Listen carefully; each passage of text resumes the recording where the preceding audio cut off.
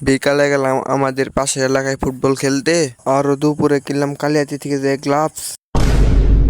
Hello guys, আসসালামু আলাইকুম। আশা করি আপনারা সকলে ভালো আছেন এবং কি আপনার দোয়াও ভালো আছে। আমি অনেক বেশি ভালো আছি।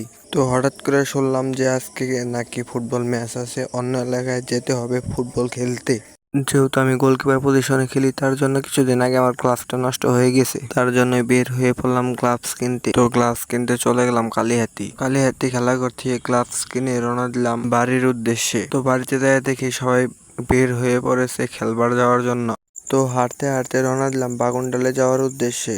তো কিছুক্ষণ হাঁটার পরেই চলে গেলাম মাঠে যেয়ে খেলার জন্য রেডি হয়ে চলে গেলাম প্র্যাকটিস করতে। তো কিছুক্ষণ প্র্যাকটিস করার পরেই শুরু হয়ে গেল খেলা। তো খেলায় অংশগ্রহণ করেছে বাগুনডালি একাদশ বনাম মোজাহাটি একাদশ। পরে সারা বিকাল ফুটবল খেলার পরে রওনা দিলাম বাড়ির উদ্দেশ্যে। তো সবাই সুস্থ থাকবেন, ভালো থাকবেন এবং একটি ফলো করে পাশে থাকবেন। দেখা হচ্ছে নতুন কোনো ব্লগে। আল্লাহ হাফিজ।